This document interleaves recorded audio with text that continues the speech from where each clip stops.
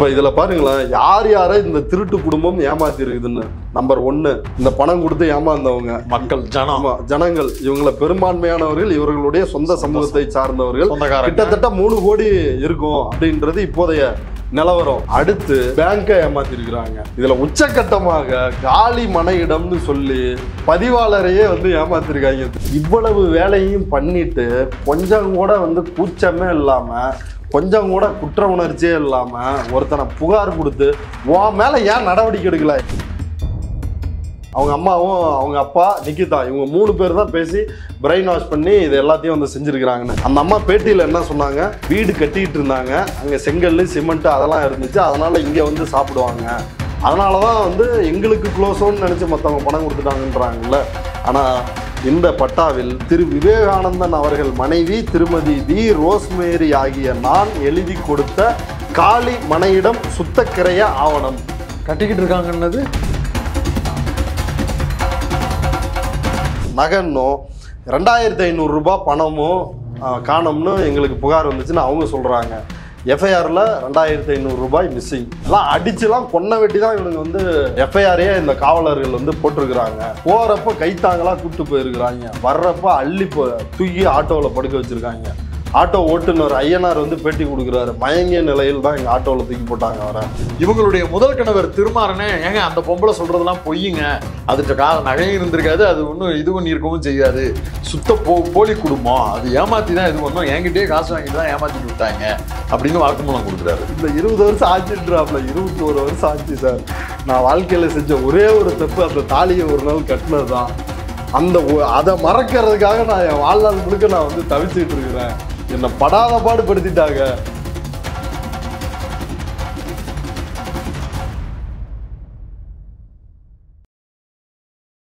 பேரலை நேயர்களுக்கு வணக்கம். இன்றைய நமது நேர்காணலில் ஊடகவியலாளர் கரிகாலன் அவர்கள் இணைந்திருக்கிறார். தொடர் வணக்கம். வணக்கம்.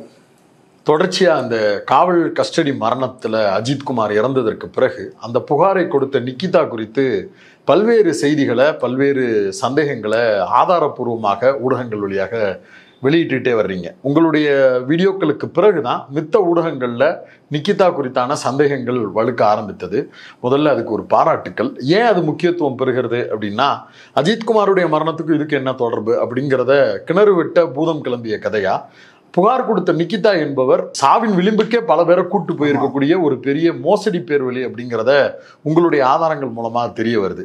இதுல நேத்து நீங்க வெளியிட்டிருந்த காணொலியில புதிய தலைமுறைக்கு நிக்கிதா கொடுத்திருந்த பேட்டி, அதில் சொல்லப்பட்டிருக்கக்கூடிய பல்வேறு பொய்கள்னு பல்வேறு விஷயங்களை அடுக்கி இருந்தீங்க. அதில் ரொம்ப முக்கியமாக ஒன்று, அந்த புகார் கொடுத்திருந்த நிக்கிதா மீது புகார் கொடுத்திருந்த பண மோசடி புகார் கொடுத்திருந்த நபர்கள் பலருக்கும் தாங்கிட்ட யாருமே பணம் கொடுக்கல, தான் வீட்டுக்கு பக்கத்தில் இருந்த விவேகானந்தன் என்கிற நபர்கிட்ட தான் பணம் கொடுத்தாங்க, அவர் ஏமாத்திட்டு போனதுக்கு நான் எப்படி பொறுப்பாக முடியும், இன்னும் ஒரு படி எக்ஸ்ட்ராவா போய் என் குலசாமி மேல சத்தியமாவே சொல்றேன் ஒருத்தர்கிட்ட கூட நான் காசு வாங்கல அப்படின்னு டிக்ளேர் பண்றாங்க. நீங்க சொல்றதுக்கு அது நேர் எதிராக இருக்கிற மாதிரி இருக்கு. இப்ப நான் சொன்னது நேர் எதிரானது இல்லை, நான் சொன்னது உண்மை. அந்த அம்மா எவ்வளவு பெரிய ஜெகஜால கில்லாடி அப்படின்றத அந்த புதிய தலைமுறை பேட்டியை பார்த்தீங்கன்னாலே மிக தெளிவாக தெரியும்.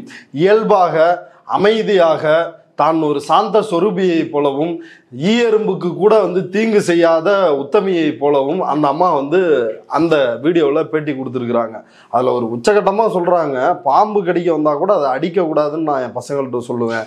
ஒரு இலையை கூட முறிச்சிடாதீங்க, உடைக்கக்கூடாது. அந்த அளவிற்கு மனிதநேயவாதி, உயிர்நேயவாதி. இது சீமான் மாரி ஒரு பக்கம் மேடையில் ஈ எறும்புக்கு கூட தமிழன்டா, நாங்கள்லாம் உயிர்மை நேயவாதிடா அப்படின்னு சொல்லுவான். அடுத்து இதே சீமான் என்ன பண்ணுவார், வட இந்திய தொழிலாளர்களை நான் கஞ்சா கேஸில் உள்ளே பிடிச்சி போடுவேன், பச்சை மட்டையால் அடிப்பேன். அப்போ இது என்னன்னா, இது எப்படியோ அதே மாதிரி தான் இந்த அம்மா. நான் இது செய்ய மாட்டேன், அது செய்ய மாட்டேன், ஐயோ அதெல்லாம் தாங்கவே முடியல. குக்கர் விசில்ல ஒரு எறும்பு ஒட்டி இருந்தா கூட அவங்க அம்மா, அந்த அம்மாவோட ஃபேஸ்புக் பதிவுகள் முழுக்க சங்கித்தனமான பதிவுகள்.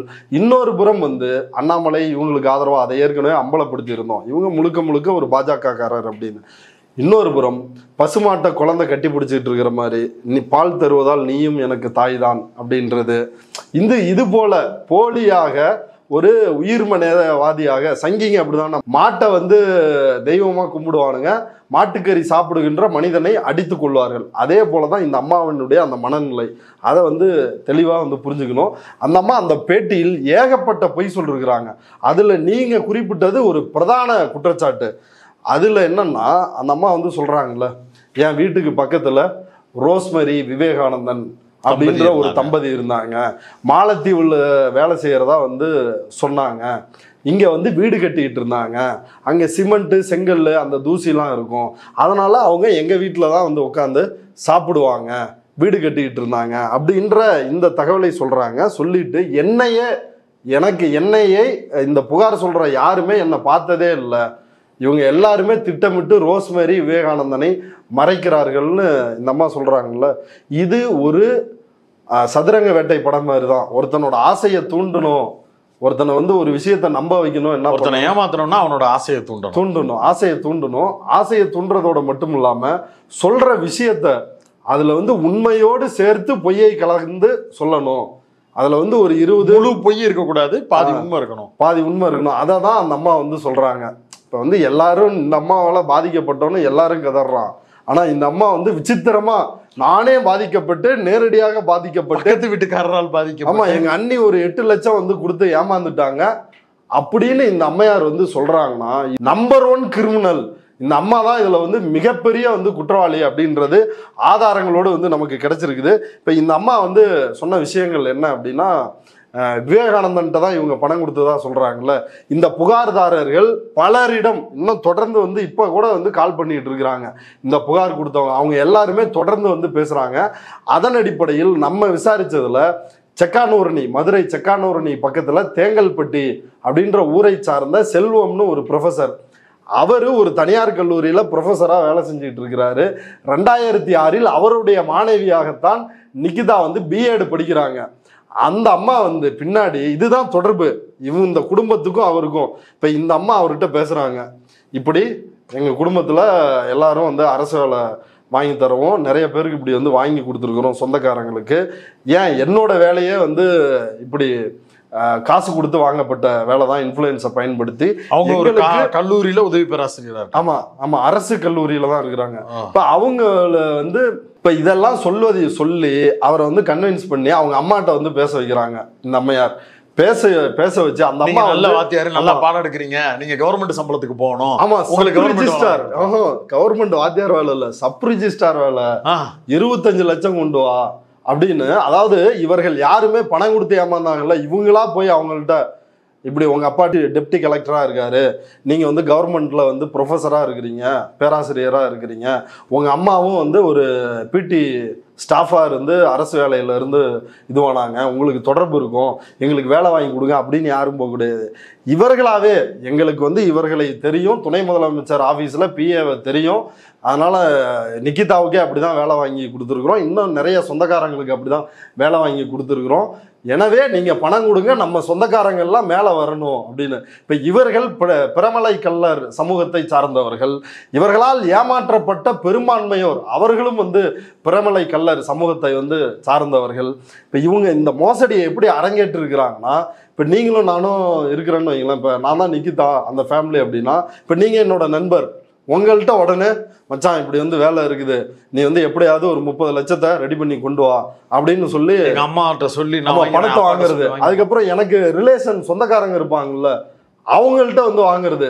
இப்ப அதுக்கு வந்து ஒரு முகாந்திரமா இவங்க ஏற்கனவே ஒரு அரசு ஊழியர்கள் இல்ல, இவங்க எல்லாம் ஓரளவுக்கு வசதியான குடும்பம், அரசு ஊழியர்கள், 3 அரசு ஊழியர்கள் வந்து இருக்கிறாங்க. அப்ப இவங்க எப்படி ஏமாத்திட்டு விடுவாங்க? வீடெல்லாம் அங்க மதுரை திருமங்கலம் ஆலம்பட்டி அங்கதான் வந்து கட்டி இருக்கிறாங்க, ஜேபி கார்டன்ஸ்ல. அப்படி இருக்கும் பொழுது இவர்கள் எப்படி இந்த நம்பிக்கையில் அடிப்படையிலாம் இன்னும் உச்சகட்டத்துக்கு PR செந்தில்குமார் அப்படின்றவர் வந்து பேட்டி நம்மள்கிட்ட கொடுத்துருக்கிறாரு. அவர் வந்து சொல்றது என்னன்னா, MBA படிச்சிருக்கிறாங்க 96ல். 1996ல் இந்த நிகிதாவினுடைய அண்ணனும் இவரும், அவங்க அண்ணன் வந்து கவியரசு என்கின்ற வைபவ் சரண் கவி, இவங்க 2 பேரும் 96ல் கோயம்புத்தூர்ல MBA படிக்கிறாங்க. ஒரே தட்டுல சாப்பிட்ற அளவிற்கு நெருக்கமான நண்பர்கள். அவர்கிட்ட வந்து உன்னுடைய மனைவிக்கு சப் ரிஜிஸ்டார் வேலை வாங்கி தரேன், உன்னுடைய மைத்துனர் அவருக்கு வந்து பிரேக் இன்ஸ்பெக்டர் வேலை வாங்கி தரேன் அப்படின்னு சொல்லி சொலையா 50 லட்சம் அவர்கிட்ட வந்து வாங்கியிருக்கிறாங்க. 50 லட்சம் 50 லட்சம் இது வெறும் வாய் வார்த்தையோட சொல்லங்க, அதுக்கான ஆதாரங்கள் வந்து இருக்குது. அதை நான் தர்றேன், நீங்க ஸ்கிரீன்ல போடுங்க. அவர் வந்து பாதி பணத்தை அக்கௌண்ட்ல நேரடியா வந்து கட்டி இருக்கிறாரு. யார் அக்கௌண்ட்ல? வைபவ் சரண் கவி அக்கௌண்ட்ல, சிவகாமி அம்மாள் நிக்கிதாவினுடைய அம்மா சிவகாமி அம்மாள் அக்கௌண்ட்ல நேரடியா அவர் பணம் செலுத்தியதற்கான அந்த ரசீது, பேங்க் ரசீது, HDFC பேங்க், ஸ்டேட் பேங்க், இதனுடைய ரசீதுகள் அதுல வந்து அப்பட்டமா இருக்குது. அப்படி பார்த்தா நீங்க சொல்றது 1 கோடின்னு சொன்ன நம்பர் வந்து ஆமா அதிகம், 1 கோடி கிடையாது. இவர் இன்னும் புகாரே தரலங்க. இவங்க 2011 2 பேர் ராஜாங்கம் தெய்வம் இவங்கள்ட்ட வந்து ஒரு 9 லட்சம், அப்புறம் இன்னொருத்தர் அவர்கிட்ட வந்து ஒரு 7 லட்சம் வினோத்குமார்னு VAO வேலை பிளஸ் வந்து ஆசிரியர் வேலை வாங்கி தர்றதா. பிஎட் காலேஜ் ஸ்டாஃப் ஒருத்தர், MBA படிச்சப்ப கூட படிச்சவர் அவர் ஒருத்தர், அவர் கோலம் அவர். இந்த அம்மா படிச்ச ஸ்டாஃப் நிக்கிதா அவரோட பிரின்சிபல்லாம் கையெடுத்து கும்பிட்டாரு. சார் பிரின்சிபலா இருக்கிறேன் சார், பல நாள் வந்து சோறு வந்து காலையில சாப்பாடு சாப்பிட்டு போக முடியாத அளவுக்கு வறுமையில் என் வாழ்க்கை மாறிவிட்டது. அதற்கு காரணம் இதே இந்த நிக்கிதா தான். இவங்க வந்து எங்களுக்கு ஸ்டூடெண்டா இருந்தாங்க, அப்ப நான் பிரின்சிபலா இருந்தேன். இந்த தொடர்பின் அடிப்படையில தான் எங்களை கூப்பிட்டு போய் அவங்க அம்மா கிட்ட, அவங்க அம்மா தான் வந்து பிரெயின் வாஷ் பண்றதுல வந்து கில்லாடியாம். அவங்க அம்மாவும் அவங்க அப்பா நிக்கிதா இவங்க 3 பேர் தான் பேசி பிரெயின் வாஷ் பண்ணி இது எல்லாத்தையும் வந்து செஞ்சிருக்கிறாங்கன்னு. இப்போ அவங்க வந்து ஒரு 16 லட்சம் வந்து இல்லை எங்கள்கிட்ட வாங்கி ஏமாத்திட்டாங்கன்னு ஒரு புகார் கொடுத்தாங்க. அந்த புகாரில் இந்த குடும்பத்தினுடைய யோகிதையை தெரிஞ்சுக்கிறதுக்காக சொல்றேன். A1 யாரு அப்படின்னா சிவகாமி அம்மாள், இவங்களோட அம்மா நிக்கிதா அம்மா. A2 யாருன்னா ஜெயபெருமாள். A3 யாருன்னா JP கவியரசு என்கின்ற வைபவ் சரண் கவி அண்ணன். A4 யாருன்னா சுகதேவி ஒய்ஃப் ஆஃப் P கவியரசு அண்ணி. அடுத்து 5வது குற்றவாளி A5 யாருன்னா JP நிக்கிதா. 6வது குற்றவாளி பகத்சிங். இந்த பகத்சிங் யாருன்னா அவங்க இந்த அம்மையாரோட மைத்துனர் சுகதேவி அவங்களுடைய தம்பி, இவருடைய கவியரசினுடைய மைத்துனர். யோசிச்சு பாருங்க, 5 பேரும் 6 பேரு ஒரே குடும்பத்தை சார்ந்தவர்கள். ஒரு கவர்மெண்ட் ஊழியர்கள் மேல FIR வரக்கூடாதுங்கிறத வந்து பார்த்து வச்சுப்பாங்க. வந்தா அடுத்து என்ன ஆகும்? உடனே நடவடிக்கை எடுப்பாங்க. அவங்களுடைய அரசு வேலைன்றது பறிக்கப்படும், அந்த வழக்கு சஸ்பெண்ட் பண்ணப்படுவாங்க. குறைந்த இப்படியான நடவடிக்கை எல்லாம் இருக்கு. அப்படி எந்த நடவடிக்கையுமே இந்த அம்மையார் மீது மேற்கொள்ளப்படவில்லை. இப்ப மீண்டும் விஷயத்துக்கு வரலாம். இப்ப அவர் வந்து 50 லட்சம், இப்ப இவங்க எங்களுக்கு சம்பந்தமே இல்லை, எங்களுக்கும் இவங்களுக்கும் யாருன்னே தெரியாதுன்னாங்கல்ல. உங்களோட அக்கௌண்ட்ல தான்மா உங்க அண்ணன் வைபவ் சரண் கவி இப்ப தலைமறைவா இருக்கானு அவனோட அக்கௌண்ட்லயும் உங்க அம்மா ஒண்ணுமே தெரியாது, அவங்க தஞ்சாவூர் பொம்மை மாதிரி, அந்த பையன் செத்துட்டான்னு தெரிஞ்ச உடனே அங்கேயே போலீஸ் ஸ்டேஷன்லயே வந்து அழுதுட்டாங்க எங்க அம்மா அப்படின்லாம் உருட்டினிய அந்த அம்மா அக்கௌண்ட்லயும் தான் இந்த PR செந்தில்குமார் அப்படின்றவர். இவர் சென்னையை சார்ந்தவர். அதிரக்காரரு இப்ப சென்னையில இருக்கிறாரு. அப்ப விவேகானந்தன் இவங்க சொல்றது வந்து முற்றிலும் இதுல அடிபட்டு போகுது. ஆமா, அடிபட்டு போகுது. இவங்க எல்லாருமே பணத்தை கொடுத்தது இவங்கள்ட்ட தான். இவங்க எங்களுக்கு துணை முதலமைச்சர் ஆபீஸ்ல PAவை தெரியும் அப்படின்னு தான் பணத்தை வசூல் பண்ணிருக்கிறாங்களே ஒழிய இவங்க எங்களுக்கு வந்து விவேகானந்தன் ரோஸ்மேரின்னு பக்கத்து வீட்டுல இருக்கிறாங்க, அவங்கள்ட்ட தான் நாங்க வந்து பணத்தை கொடுக்க. அவங்க என்ன சொல்றாங்கன்னா அவங்க முன்னாடி தான் கொடுத்தாங்க, அவங்க வீட்டுல வேலை நடக்கிறதுனால எங்க வீட்டுல வச்சுதான் செருப்பாலே அடிக்கணும். வீட்டுல வந்து பணம் என்ற மிஷின், கவுண்டிங் மிஷினை வச்சு கவுண்ட் பண்ணிட்டு இருப்பாங்களாம். 10 ரூபா 20 ரூபா நோட்டு இந்த மாதிரி எல்லாம் வந்து வாங்க மாட்டாங்களாம். பெரிய நோட்டா வந்து வச்சு கட்ட வந்து கொடு அப்படின்னு தான் கேட்பாங்க. 100 ரூபா நோட்டு வாங்குறது. ஆமா, வாங்குறது 500 ரூபா 1000 ரூபா. அப்ப ஆமா அந்த மாதிரி வாங்கி அதுதான் வந்து கரெக்டா இருக்கும் அப்படின்னு. சில நாள்லாம் வந்து இன்னைக்கு டைம் இல்லை, எண்ண முடியாது, அதனால நீங்க வந்து நாளைக்கு எடுத்துட்டு வாங்க, மிஷின் சூடாயிருச்சு. ஆமா நாளைக்கு அப்படியெல்லாம் வந்து சொல்லி இருக்கிறாங்களாம். இவர் பாதி பணத்தை வந்து அக்கௌண்ட்ல கட்டி இருக்கிறாரு, மீதியை நேர்ல போய் கொடுத்துருக்கிறாரு. அப்ப அந்த அம்மா சொன்ன ஒரு பொய் அது வந்து முடிஞ்சிருச்சு. அடுத்ததா இவர் எப்படி ஏமாந்துருக்கிறாரு? இவங்க அண்ணனால் நேரடியா கூட்டு பேசப்பட்டு அதுக்கு பிறகு நிக்கிதா இவங்க அம்மா சிவகாமி அம்மாள் இவங்கெல்லாம் பேசி இவர்கிட்ட பணம் பிடுங்கிருக்கிறாங்க. இவர்கிட்ட பணம் பிடுங்கினது எப்ப அப்படின்னா 2011 மார்ச் 16ஆம் தேதி இவங்கள்ட்ட வந்து பணம் வாங்கியிருக்கிறாங்க. ஆனா விஷயம் என்னன்னா இவங்க பொங்கல் 2011 ஜனவரியிலேயே வேலை கிடைத்து விடும்னு ஏற்கனவே ஒரு பெரிய செட்டுக்கிட்ட வாங்கிட்டாங்க. அவங்கெல்லாம் பொங்கல் முடிஞ்ச உடனே அந்த மதுரை JP கார்டனுக்கு போய் என்ன வேலையும் கிடைக்கல, இப்ப கிடைச்சிரும், 1 மாசத்துல கிடைச்சிரும், பொங்கலுக்கு கிடைச்சிரும் அப்படின்னு 2010ல இருந்து சொல்லிட்டு இருக்கிறீங்களே, வேலையும் கிடைச்ச மாதிரி இல்ல, பணத்தையும் திருப்பி கொடுங்க அப்படின்னு கேட்பதற்கு வீட்டுக்கு போனால் வீடு பூட்டப்பட்டு இருக்கிறது, இவங்க யாருமே இல்லை, ஃபோன் பண்ணாலும் ஃபோன் சுவிட்ச் ஆஃப். இவர்கள் எல்லோரும் கோயம்புத்தூருக்கு போய் அங்கே ஒரு முக்கிய வழக்கறிஞர் ஜெயச்சந்திரன்றாங்க அந்த அட்வொகேட்டுக்கிட்ட இவங்க எல்லாம் தஞ்சம் அடைந்து அங்கே வந்து தலைமறைவாக இருக்கிறாங்க. அந்த டைமில் தான் யோசிச்சு பாருங்க, தலைமறைவாக இருக்கும் பொழுது தன்னுடைய நண்பர்கிட்ட அதுக்கு பிறகுதான் பிப்ரவரியில இருந்து மார்ச் வரைக்கும், மார்ச் 16ஆம் தேதி வரைக்கும் இன்னொரு 50 லட்சத்தை தான் ஒரே தட்டுல சோறு தின்னான்ற ஒரே பாவத்துக்காக அந்த குடும்பத்தை 50 லட்சம் ஆட்டையை போட்டு அழிச்சிருக்கிறான் இந்த வைபவ் சரண் கவி. செந்தில்குமார் அதாச்சுங்களா. இப்ப இதுல இந்த விவேகானந்தன் ரோஸ்மேரி அவங்கள வந்து தெரியவே தெரியாது. இப்ப ஜெயச்சந்திரன்ங்கிற வழக்கறிஞர்கிட்ட போய் நாங்க வந்து ஏமாற்றப்பட்டிருக்கோம் விவேகானந்தன் இருந்து இல்ல, இவங்களுக்கு தகவலா கிடைச்ச பிறகு புகாரா வந்து கொடுத்துடுறாங்க.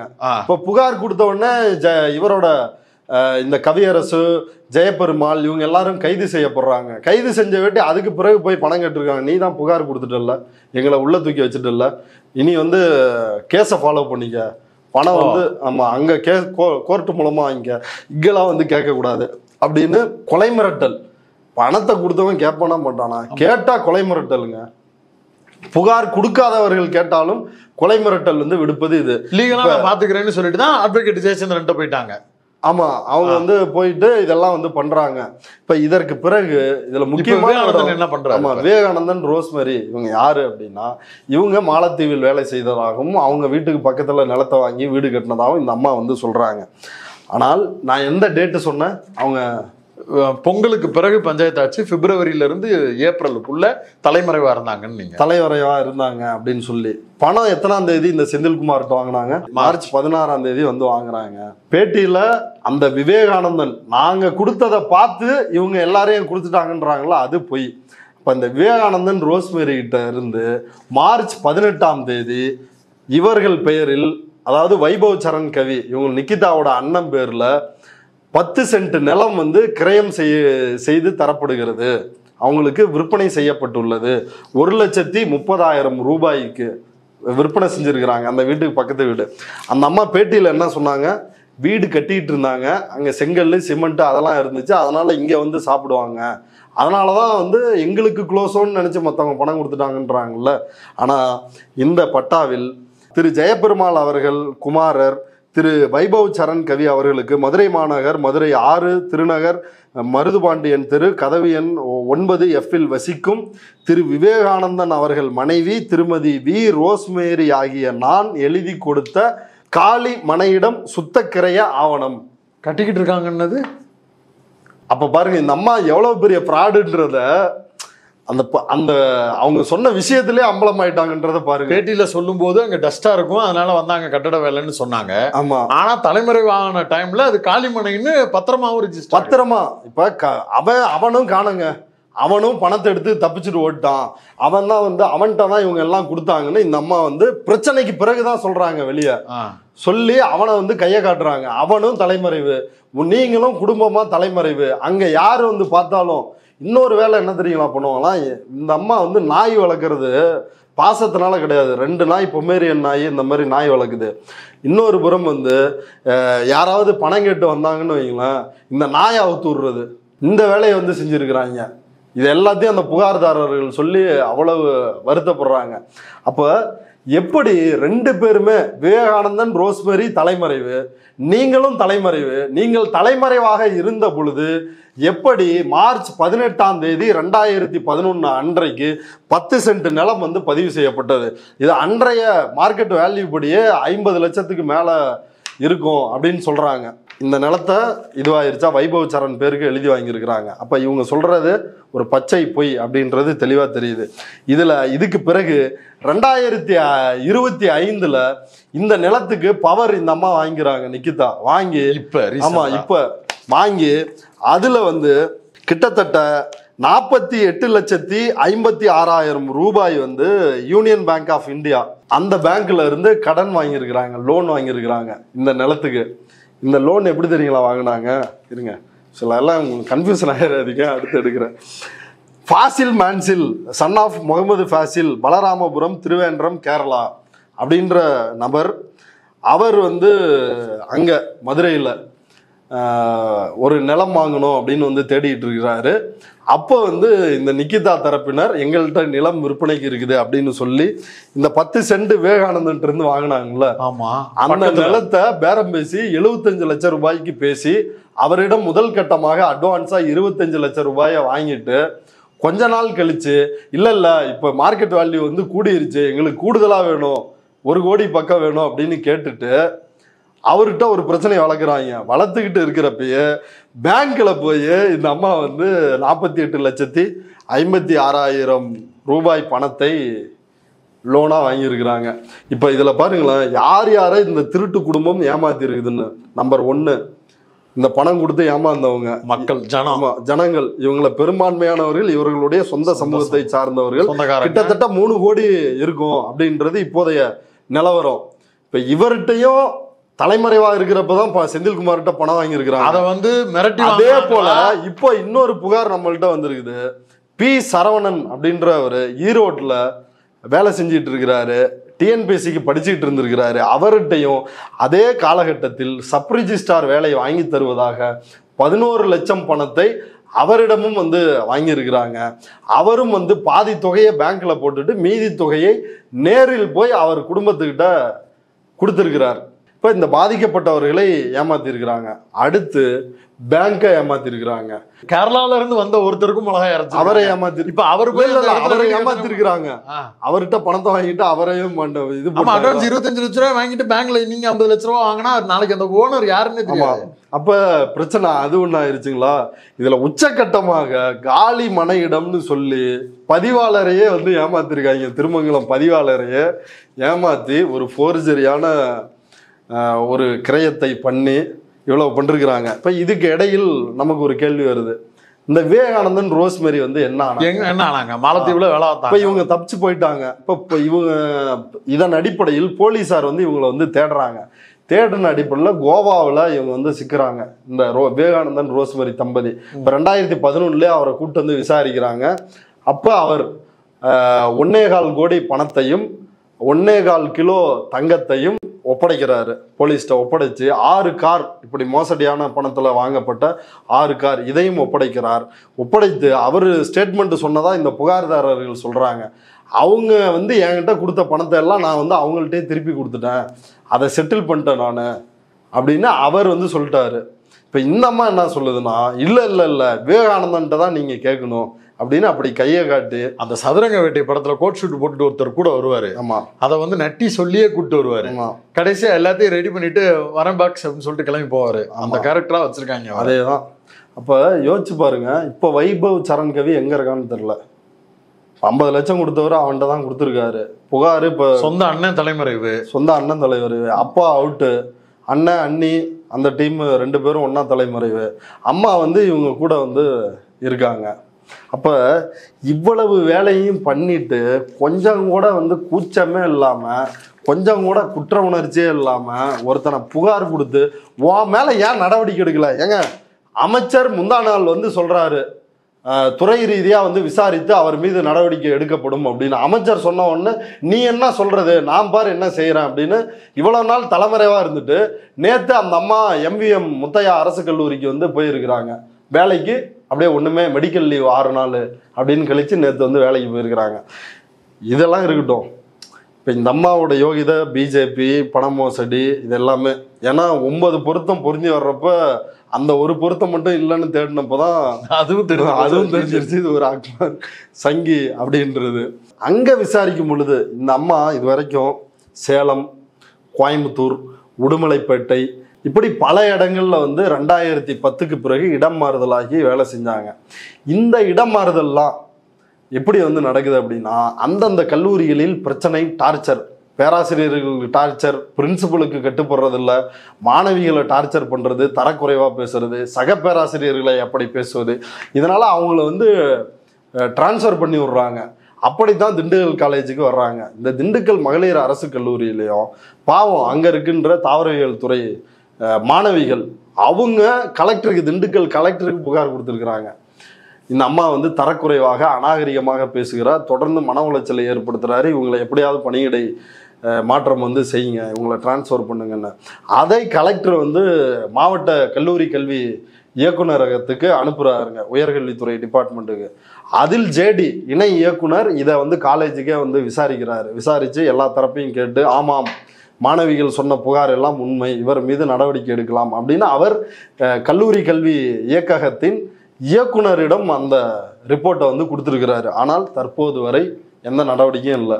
3 நாளாக வந்து இப்போ நடவடிக்கை அப்போ நடவடிக்கைன்றாங்க. அந்த அம்மா காலேஜுக்கு போய் உங்களால் என்ன செய்ய முடியும் அப்படின்னு சவால் விட்டு காலேஜ் போயிருக்கிறாங்க. இதுதான் நிலவரம். இந்த அளவில் தான் அரசு பார்க்கக்கூடிய பார்வையாளர்களுக்கு ஒரு கேள்வி வந்துகிட்டே இருக்கு. இது வந்து நிகிதா யாருன்னு கண்டுபிடிக்கக்கூடிய இன்வெஸ்டிகேஷனா போகுது. அஜித்குமார் மரணத்திற்கு நீதி கேட்க வேண்டிய இடத்துல இருந்து அது மாறி இருக்கு. சிலர் வந்து அப்படி சொல்றாங்க, நீங்க சொல்ற விஷயத்த சொல்றாங்க. சில சாம்சங் பத்திரிகையாளர்கள் அந்த விஷயத்த சொல்றாங்க. அதாவது இதுக்கு பின்னாடி திமுக அமைச்சர் இருக்கிறார், திமுக இருக்குது, தலைமைச் செயலகத்தில் ஒரு அதிகாரி இருக்கிறார், லதான்னு ஒரு ஐஏஎஸ் அதிகாரி இருக்கிறாங்க. இப்படி நிறைய விஷயங்கள் வந்து ஏடிஜிபி டேவிட்சன் பேர் வரைக்கும் இருக்கிறாங்க அப்படின்னு வந்து சொன்னாங்க. ஆனா அதுக்கு வந்து மெட்டீரியலா எவிடன்ஸோ அந்த மாதிரி எதுவும் இல்லை. இதெல்லாம் பின்னாடி இவங்க சொல்ற எழுப்புற சந்தேகங்களுக்கு பின்னாடி இருக்காங்களா இல்லையான்னு எனக்குமே உறுதிப்பட தெரியாது. நான் இது தொடர்பாக வந்து பார்த்துட்டு இருக்கிறப்பதான் சொசைட்டி சரக்கு அப்படின்ற ஒரு யூடியூப் சேனல்ல இந்த அம்மாவுடைய முகநூல் பக்கத்தை அவங்க ஆராய்ஞ்சு போட்டிருந்தாங்க.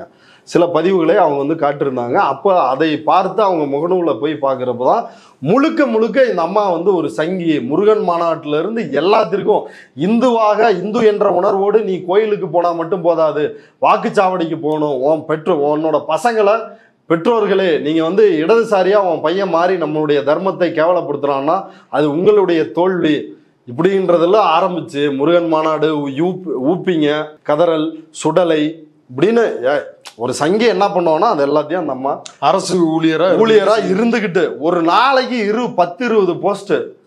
நீ என்ன அங்க பாடம் நடத்துறியா, நீ வேற என்ன வேலை பார்க்குற?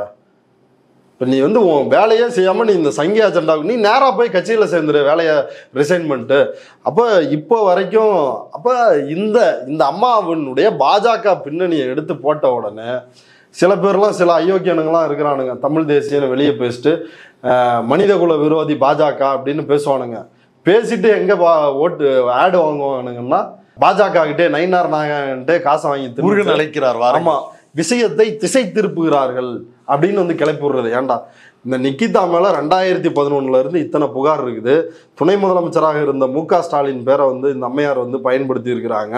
மிகப்பெரிய அளவில் 3 கோடி அளவுக்கு மோசடி பண்ணிருக்கிறாங்க. மதுரை சப்கோர்ட்ல இவங்க மேல பிடிவாரண்ட் இருக்குதுன்னு புகார்தாரர் ஒருத்தர் சொல்றாரு. இவ்வளவு இருந்தும் இந்த அம்மா எப்படி அரசு பணியில் நீடிக்கிறாங்க?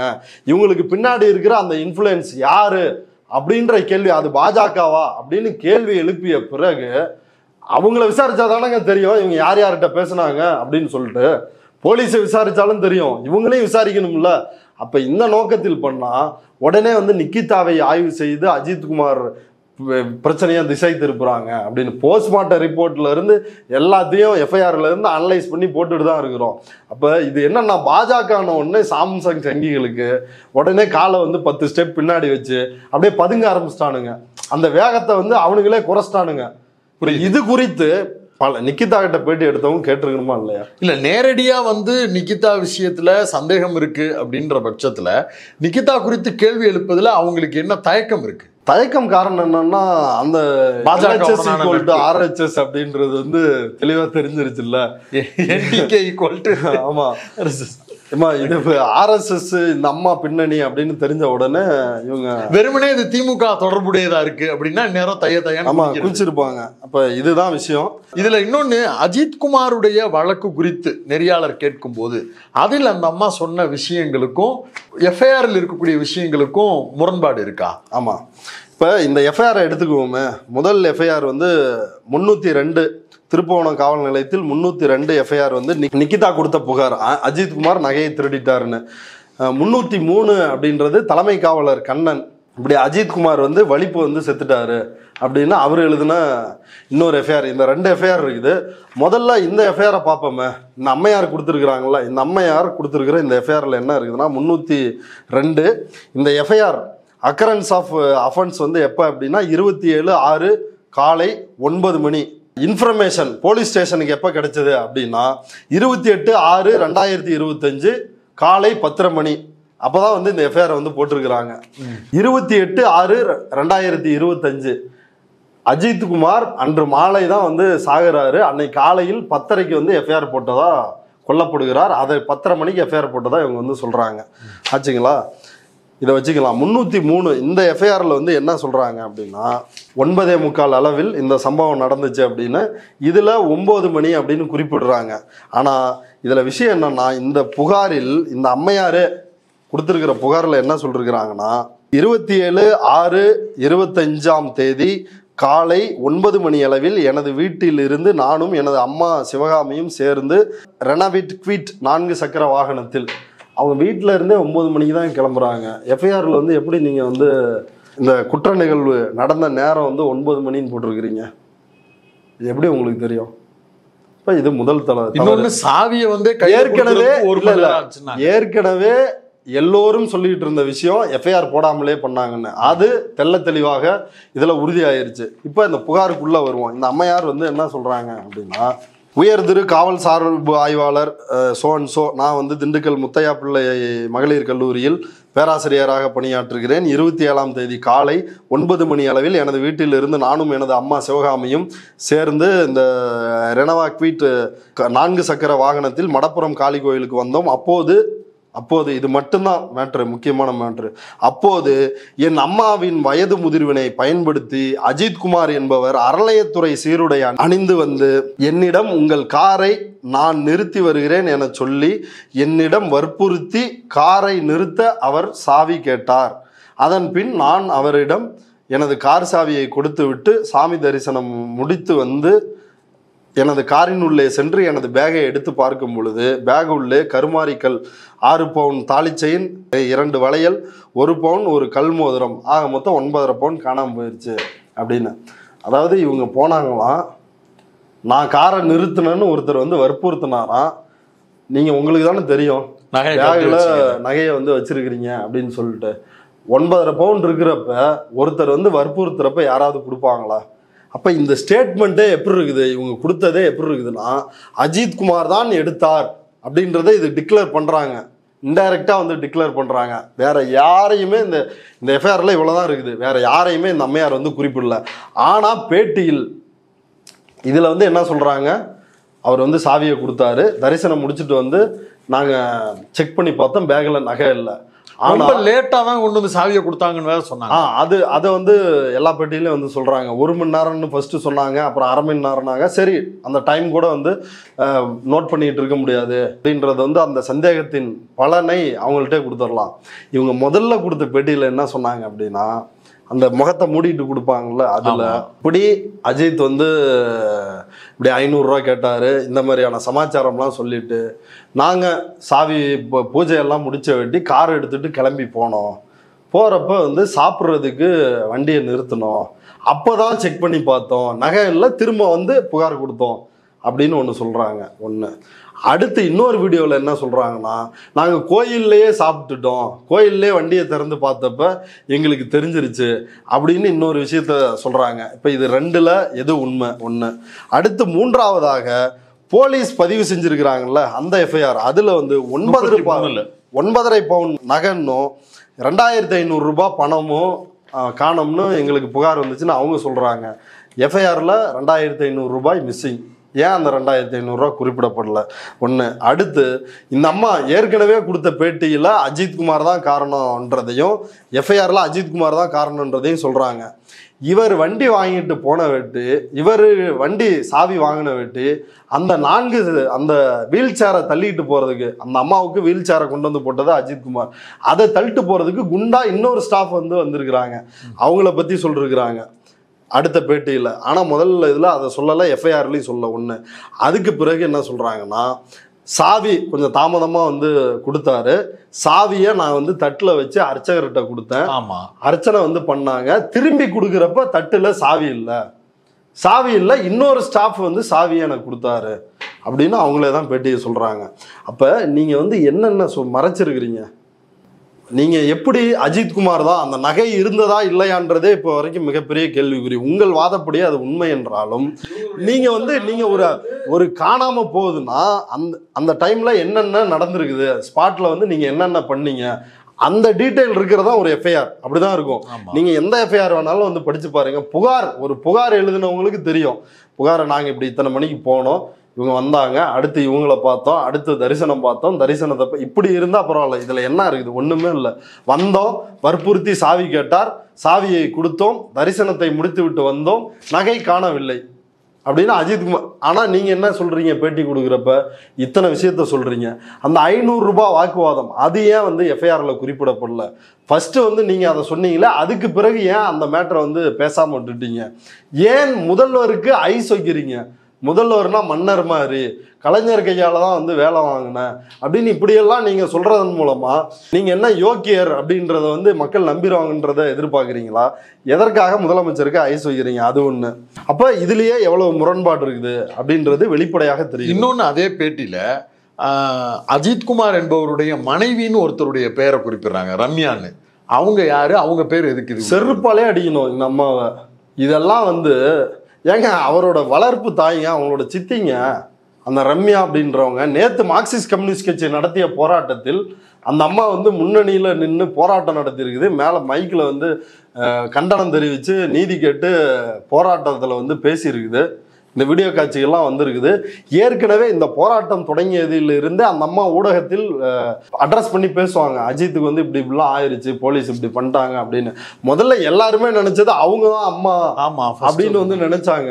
அதுக்கு பிறகுதான் மாலதி தான் அவங்களுடைய அம்மா, இவங்க அவங்களோட சித்தி. அவங்க அந்த கேத வீட்டுக்கு எல்லாரும் போனதுக்கு பிறகுதான் அவங்க அம்மாவை பத்தி ஆமா அப்படி தெரிஞ்சது. அப்ப அந்த ரம்யாவை வைத்து ஒரு கதையை பண்றாங்க.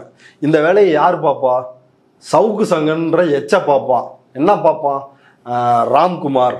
அவன் அந்த பொண்ணு பின்னாடி ஒரு வாரம் சுவாதி பின்னாடி போனான், மெசேஜ் மூஞ்சி குரங்கு மாதிரின்னு காரி துப்பிட்டா, அதனாலதான் மூஞ்சையே பார்த்து வெட்டினான் அப்படின்னு சொல்லி ஒரு கதையை கிளப்பி. ஸ்ரீமதி கேஸ்ல அந்த பொண்ணுக்கு லவ் இருக்குது, அவங்க அம்மா கேரக்டர் அந்த அம்மாவுக்கும் தொடர்பு இருக்குது அப்படின்னு அதை கிளப்பி ஒரு போலீஸ் நெரேஷன்.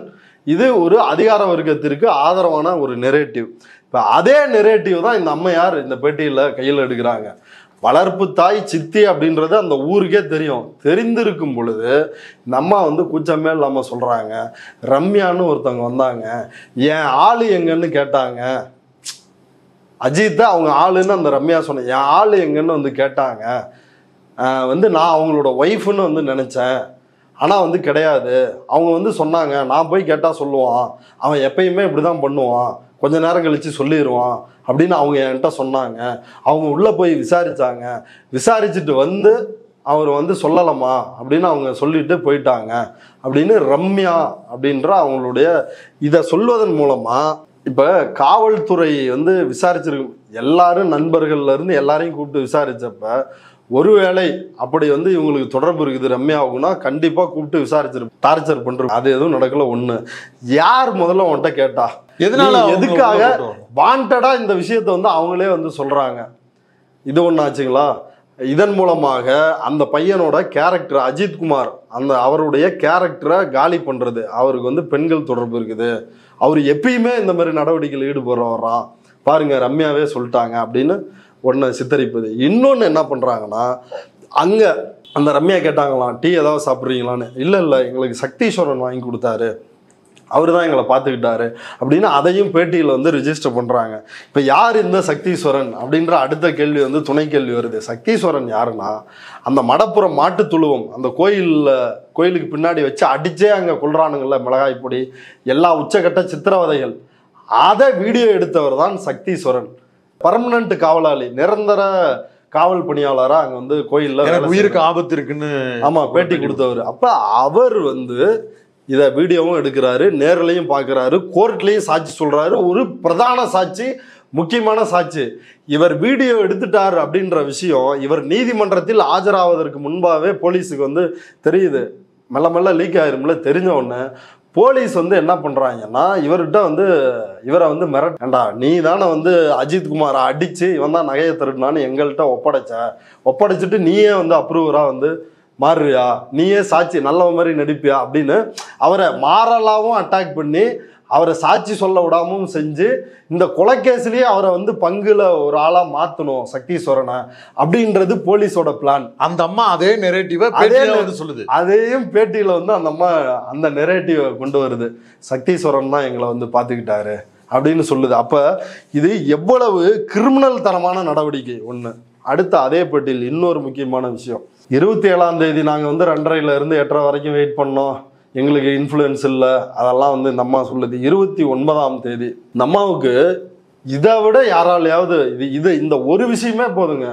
ஏங்க இந்த அம்மா புகார் கொடுத்துருச்சு, அந்த பையனை வந்து அடிச்சே வந்து கொண்டுட்டானுங்க. 28ஆம் தேதி சாயங்காலம் 6:45 6 மணி அந்த போலவே அந்த கோயிலில் வச்சு அடிச்சு கதையை முடிச்சுட்டாங்க. அப்போ அதுக்கு பிறகு இவனுங்க ஃபோன் பண்ணுறானுங்க போலீஸு. ஃபோன் பண்ணி இப்படி அந்த இன்சிடென்ட் எல்லாம் வந்து வரிசையாக கேட்டதா இந்த அம்மா சொல்கிறாங்க. ஒன்று, இந்த அம்மாவுக்கு அஜித்குமார் இறந்து விட்டார் என்பது தெரியவே தெரியாதான். 29ஆம் தேதி காலையில் 2 பெண் காவலர்கள் வந்து இது தொடர்பாக அவங்கள விசாரணை கோர்ட்டில் கூப்பிடுறாங்கன்னு கூட்டிகிட்டு வந்தாங்களாம். நகையை தான் வந்து மீட்டுட்டாங்களோ அப்படின்னு நான் நினச்சி வந்து கேட்டுட்டு இருந்தேன். ஆனால் வந்து அவங்க சொன்னாங்க அஜித்குமார் இறந்துட்டாருன்னு எனக்கு அங்கே வந்து தான் தெரியும், மேஜிஸ்ட்ரேட்டை பார்த்த பிறகு தான் எனக்கு வந்து இந்த தெரியும் அப்படின்னு இந்த அம்மா சொல்கிறாங்க. இது எவ்வளோ பெரிய பொய். எல்லா ஊடகங்கள்லையும் லைவாக ஆரம்பிச்சிருச்சு, இப்படி கஸ்டோடியல் டெத் வந்து நடந்துருச்சு அப்படின்னு சொல்லி. இது எவ்வளோ பெரிய பொய், எப்படி அது குச்சமே இல்லாமல் எங்களுக்கு ஒன்றுமே தெரியாதுன்னு அம்மா சொல்கிறாங்க. ஆனால் இது தெரிய வந்த பிறகு மீண்டும் 6 போலீஸோட லைஃப்மா, அதனால் என்ன நடந்துச்சுன்னு திரும்பவும் ஒரு புகாராக எழுதி கொடுங்க அப்படின்னு சொல்லி ஆல்ரெடி கொடுத்துட்டேன்னு சொன்ன பிறகு மீண்டும் ஒரு முறை புகாரை எழுதி வாங்கியிருக்கிறாங்க.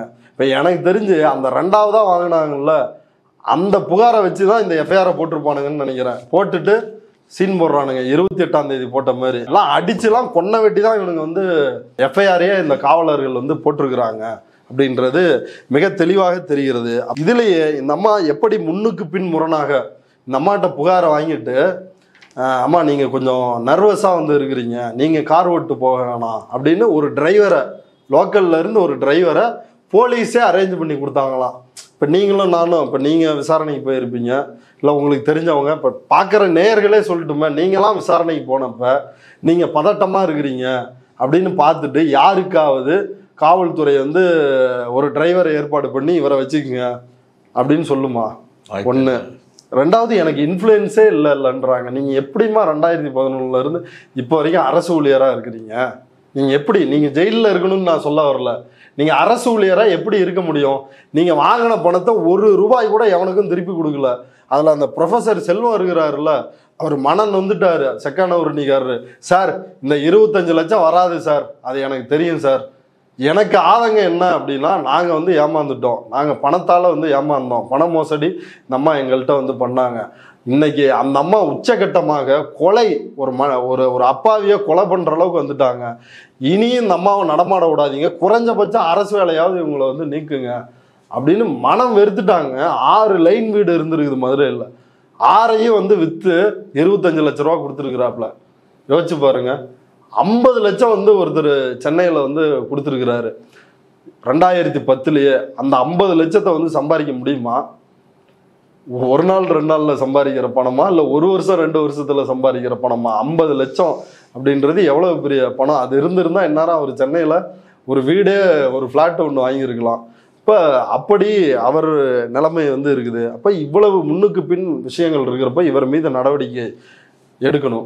அஜித்குமார் என்கிற அந்த நபர் இறந்ததற்கு பிறகு போலீஸே இன்னொரு போலீஸ் மீது தொடுத்த அந்த எஃப்ஐஆர்ங்கிறது இருக்குல்ல, அதில் இருக்கக்கூடிய சிக்கல் என்ன? 27ஆம் தேதி வெள்ளிக்கிழமை மாலை திருப்போணம் இன்ஸ்பெக்டர் ரமேஷ்குமார் இவர் கூப்பிட்டு அஜித்குமார் வந்து விசாரிக்கிறார். அது பிறகு இன்ஸ்பெக்டர்கிட்ட இருந்து இந்த தம்பியை தனிப்படை வந்து வாங்குறாங்க.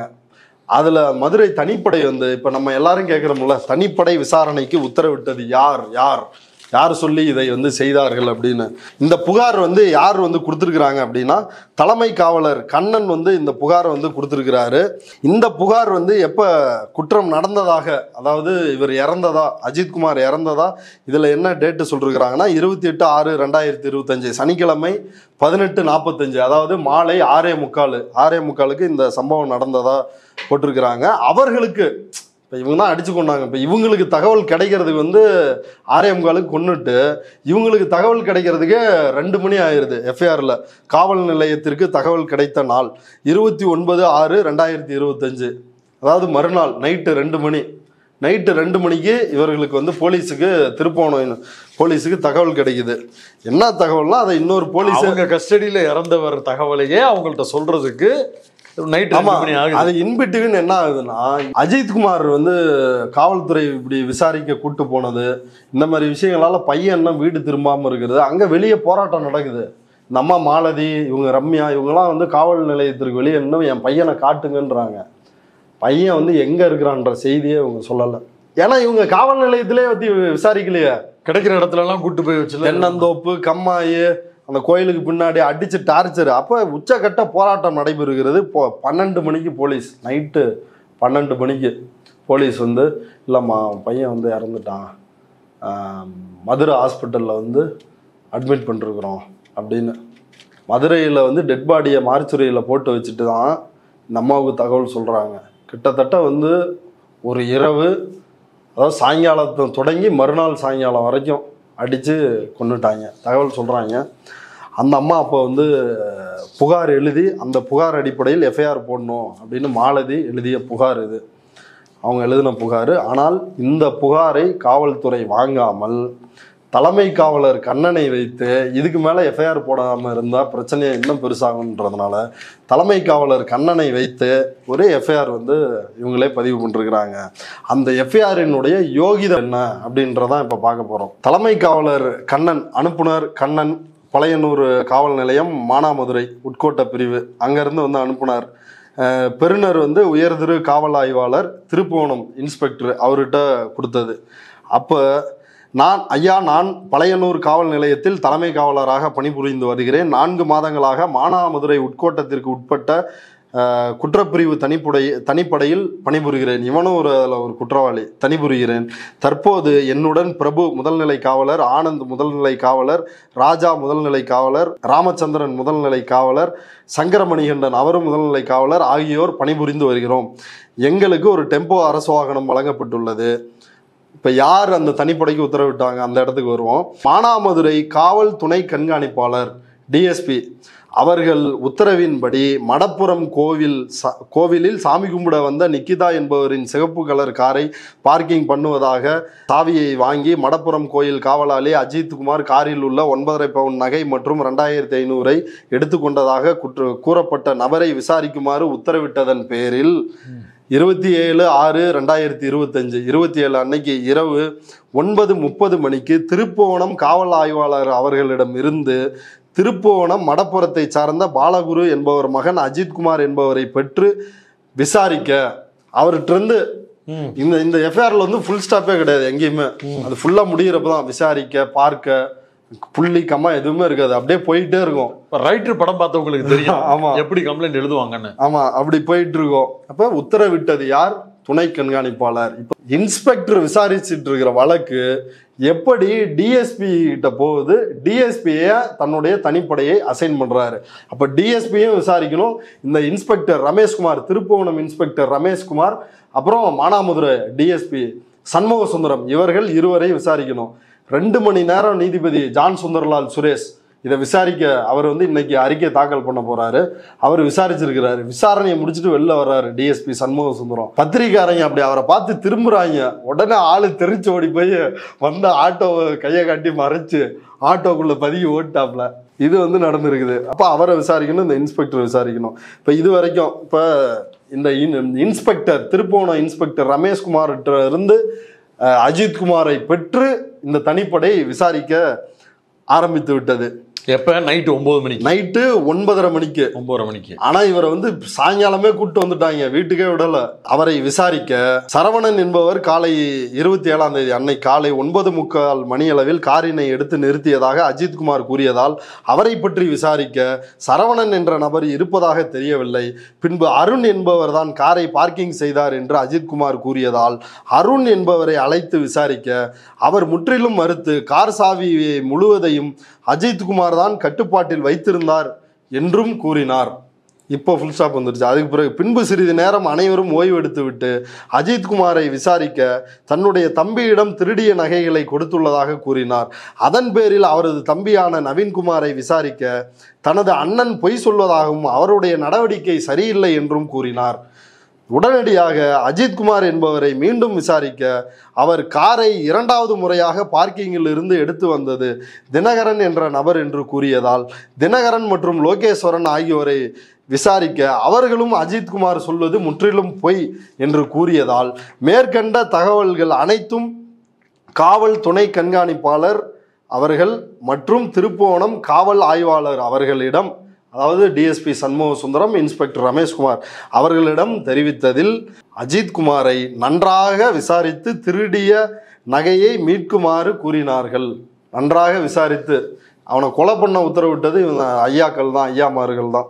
நன்றாக விசாரித்து, அப்போ காவல்துறை மொழி நன்றாக விசாரிக்கிறதுனாலே போட்டு தள்ளுறதான், நகையை மீட்குமாறு கூறினார்கள். எனவே அஜித்குமார் மற்றும் தினகரன் ஆகியோருக்கு சைபர் கிரைம் மூலம் செல்போசி அழைப்புகள் வாங்கி மீண்டும் விசாரிக்க அஜித்குமாரின் நண்பர்கள் பிரவீன் மற்றும் வினோத் ஆகியோர்களை விசாரிக்க அஜித்குமார் கூறியதன் பேரில் அவர்களை விசாரிக்க நடந்த சம்பவத்திற்கும் தங்களுக்கும் தொடர்பில்லை என்று கூறி அஜித்குமார் தான் மேற்கண்ட திருட்டை செய்திருப்பார் என்று கூறிய பின்பு அஜித்குமார் உண்மையை ஒப்புக்கொண்டு நகையை தான் திருடியதாகவும் திருடிய நகையை திருப்புவனம் மடப்புறம் கோயில் அலுவலகம் பின்புறம் உள்ள மாட்டு கொட்டகையில் ஒளித்து வைத்திருப்பதாக கூறியதால் அங்கு சென்று நகைகளை தேடிய போது அங்கு குவிந்து கிடந்த ஹாஸ்பிட்டாஸ் இந்த துண்டு ஒவ்வொன்றையும் எடுத்து நகையை தேடிய போது அஜித்குமார் தேடினாராம். தேடிய போது கிடைக்கவில்லை. உடனே போலீசாரிடம் இருந்து தப்பிக்கும் நோக்கத்தில் ஓடிய போது கால் இடறி கீழே விழுந்தவரை மீண்டும் பிடித்து விசாரித்து கொண்டு இருக்கும் போது அப்படின்னு இது வரைக்கும் பாருங்களேன், நிறைய பேரை விசாரிச்சிட்டாங்க. இப்போ எந்த வழக்கிலாவது உடனே அன்னைக்கே தனிப்படை அமைத்து டிஎஸ்பியும் இன்ஸ்பெக்டரும் வந்து அதை தொடர்ச்சியாக வந்து கண்காணித்து, இன்ஸ்பெக்டர் கண்காணிக்கிறாருன்னா கூட ஆச்சரியம் இல்லை, டிஎஸ்பி வரைக்கும் அதை வந்து தொடர்ச்சியாக கண்காணித்து கால் ரெக்கார்ட் அஜித்குமார் யார் யாரிடம் பேசியிருக்கிறார் அது வரைக்கும் வந்து நாங்கள் வந்து விசாரித்து சயின்டிஃபிக்கலாக வந்து பண்ணிருக்கிறோம் அப்படின்னு சொல்கிறாங்க. அவர் யார் யாரெல்லாம் கை காட்டினாரோ எல்லாரையும் விசாரிச்சுட்டோம். அவருடைய செல்போன்ஸையும் ட்ரேஸ் பண்ணிட்டோம். கோயிலுக்கு வந்து தப்பிச்சு ஓடினாருன்னு சொன்னாங்க. யாராவது அவர் தப்பிச்சு ஓடினாரு? போறப்ப கைத்தாங்களா கூட்டு போயிருக்கிறாங்க, வர்றப்ப அள்ளி தூக்கி ஆட்டோவில் படுக்க வச்சிருக்காங்க. ஆட்டோ ஓட்டுநர் ஐயனார் வந்து பேட்டி கொடுக்குறாரு, மயங்கிய நிலையில் தான் எங்க ஆட்டோவில் தூக்கி போட்டாங்க அவரை அப்படின்னு. தனியா நடக்கவே தெம்பில்லாத ஒருத்தர் ஓடுனாரு தப்பிச்சுன்னு எழுதுறாங்க. தப்பிச்சுன்னு வந்து எழுதுறாங்கன்னா இந்த காவல்துறைக்கு என்ன தண்டனை வந்து கொடுப்பது? தம்பி பேருமே எதுக்கு வந்திருக்குன்னா, அந்த தம்பி வெளியில வந்து என்னையும் கூப்பிட்டு அடிச்சாங்கன்னு சொன்னதுனால தம்பி பேர் வந்துருச்சு. எல்லாருமே வெளியே பேசிட்டாங்களே. இப்ப ஓட்டாரு, அவரை புடிச்சிட்டு வந்து விசாரிச்சுட்டு இருக்கிறாங்க. இப்ப முதல் முறை ஓடி இருக்கிறார், விசாரிச்சுட்டு இருக்கிறாங்க. விசாரித்து கொண்டு இருக்கும்போது மேற்கண்ட மற்ற விசாரணை நபர்களை அவர்களது உறவினர்களிடம் ஒப்படைக்க நான் திருப்புவனம் காவல் நிலையத்திற்கு நவீன்குமார், அருண், தினகரன், லோகேஸ்வரன் ஆகியோர்களை டெம்போ மூலம் அந்த விசாரிச்சுட்டு இருக்கிறப்பதான் பின்னாடி இருந்து இவர் கேமரால அந்த பையன் எடுத்திருக்கிறாரு. ஆமா, அங்க அடிச்சு அந்த டார்ச்சர் போயிட்டு இருந்தப்பதான் அவர் வந்து எடுத்திருக்கிறாரு சக்தீஸ்வரன். அப்ப வந்து 6 மணி அளவுல இந்த இவங்களை எல்லாரையும் ஒப்படைக்கிறதுக்காக திருப்புவனம் காவல் நிலையத்துக்கு வந்து இவர் வந்து போறாரு. போயிட்டு நான் இவங்களை எல்லாரையும் ஒப்படைக்க போறேன் அப்படின்னு காவல் துணை கண்காணிப்பாளர் மற்றும் காவல் ஆய்வாளர் திருப்புவனம் இவங்க 2 பேர்கிட்டையும் அனுமதி பெற்று ஒப்படைத்து கொண்டு இருக்கும் பொழுது 28/6/25 மாலை சுமார் 6:45 மணியளவில் தலைமை காவலர் திரு பிரபு என்பவர் என்னுடைய தொலைபேசியில் அழைத்து அஜித்குமார் என்பவர் மீண்டும் தப்பி ஓடி கீழே விழுந்து விட்டதாகவும் அவருக்கு வலிப்பு வந்துவிட்டது என்றும் திருப்புவனம் மருத்துவமனைக்கு சென்று கொண்டிருப்பதாகவும் கூறியதால் விசாரிச்சுட்டு இருக்கிறாங்க. ஏற்கனவே போனாரு, அவரை வந்து பிடிச்சிட்டு வந்து திரும்பவும் விசாரிக்கிறாங்க தப்பிச்சு ஓடினவரை. அப்பனா திரும்பவும் பண்ணிருப்பேன். ஆமா, திரும்பவும் வந்து தப்பிச்சு ஓடி இருக்கிறாரு.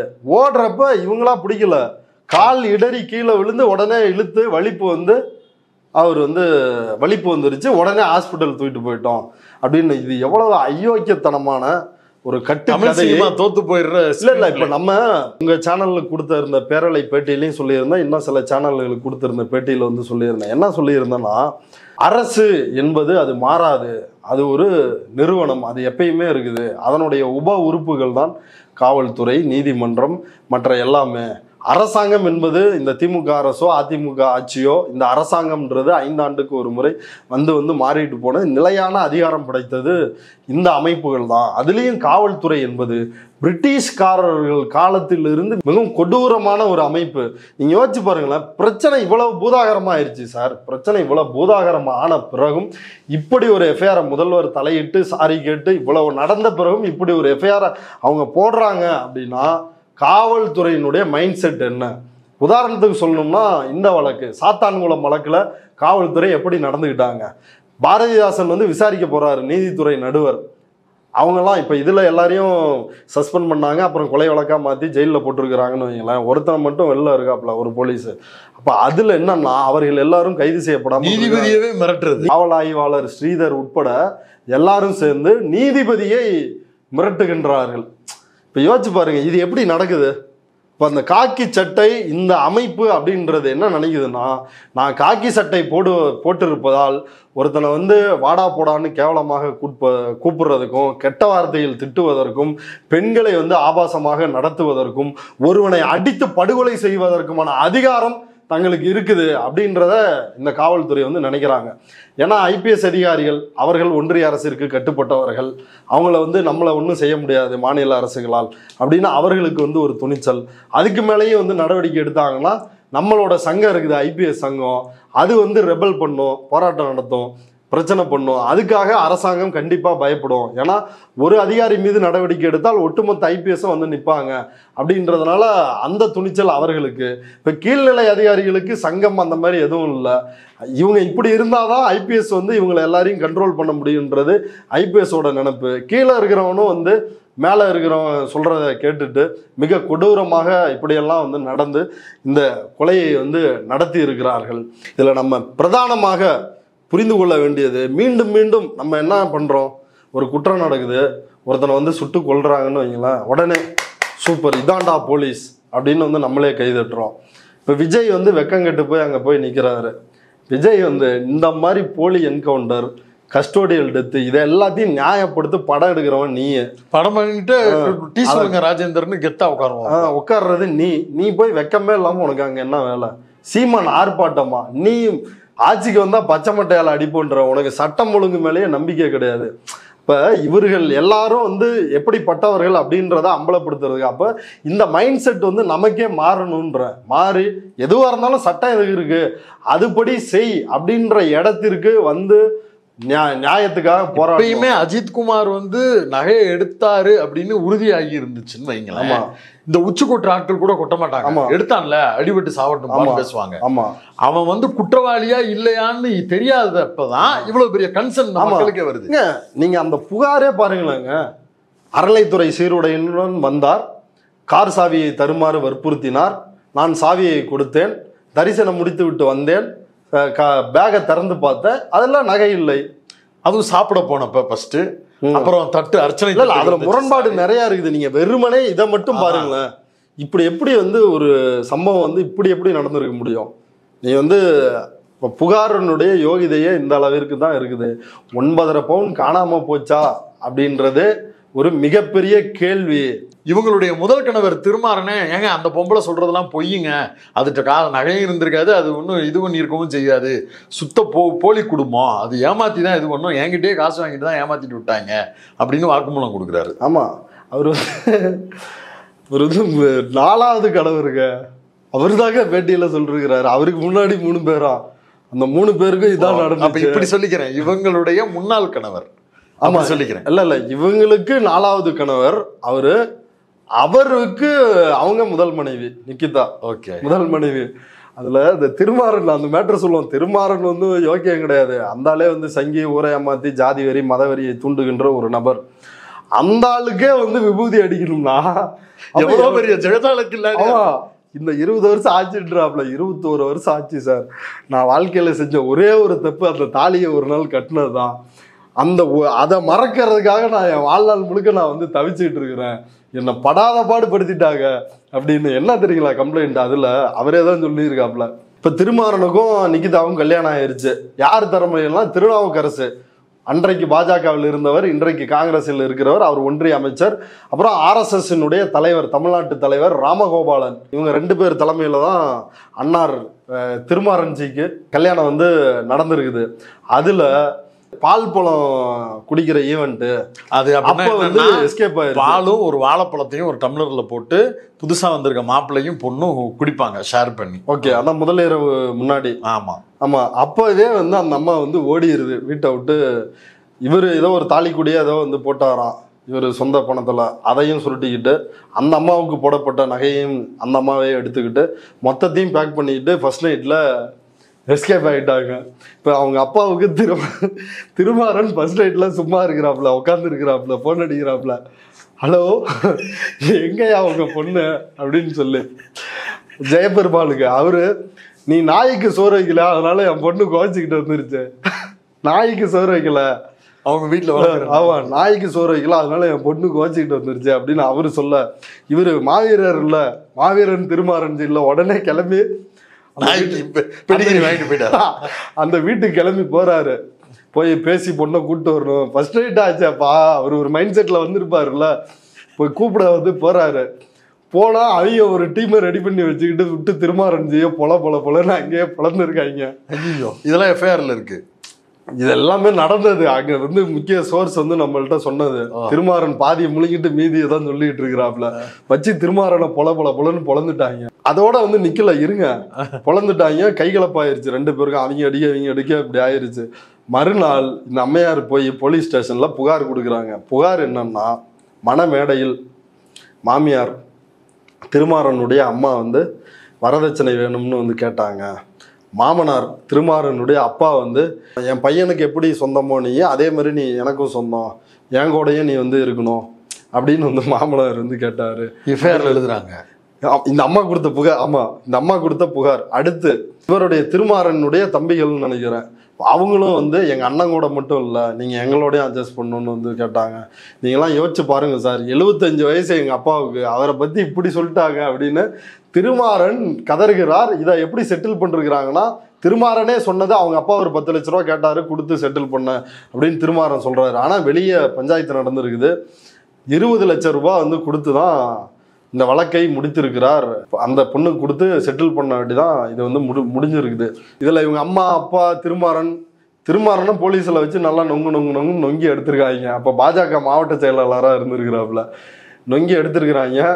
அப்ப யோசிச்சு பாருங்க, ஒரு கொடூர சங்கியவே விழுங்கக்கூடிய அளவிற்கு இன்னொரு பெரிய பேய் அப்படின்னா, ஒரு சங்கி அப்படின்னா அது நிக்கிதா தான் அப்படின்றது மிக தெளிவாக தெரிகிறது. ஆனால் இப்போது வரை அந்த அம்மா சுதந்திரமாக உலா வருவது, இப்போது வரை அந்த லேடி மேல எந்த நடவடிக்கையும் எடுக்கப்படலை, கைது செய்யப்படலை அப்படின்றது வந்து எப்படி புரிஞ்சுக்கிறது? இல்லை, அவங்க வந்து ஒரு இன்ஃப்ளூயன்ஷியலான நபராக இருக்கிறாங்க. அவங்க அப்பா ஏற்கனவே டெப்டி கலெக்டராக இருந்து மண்டை போட்டார். இப்போ அந்த தொடர்பு, இவங்க அம்மாவும் அரசு ஊழியர், இந்த பின்னணி பொதுவாகவே இப்படி அரசு ஊழியர்கள் இருக்கிறப்ப அவங்களுடைய கான்டாக்ட் அது ஒன்று. அரசியல் ரீதியான தொடர்புகள் வந்து நிச்சயமாக இருக்குது. அதில் நமக்கு வெளிப்படையாக எந்தெந்த கட்சி என்ன பின்னணி அப்படின்றது நமக்கு வெளிப்படையாக தெரியல. வெளிப்படையாக நமக்கு தெரிந்தது, அவருக்கு பாஜகவுடன் வந்து தீவிர தொடர்பு இருக்குது. முருகன் மாநாட்டுக்கு இந்த அம்மாவும் இவங்களும் போயிருக்கிறாங்க.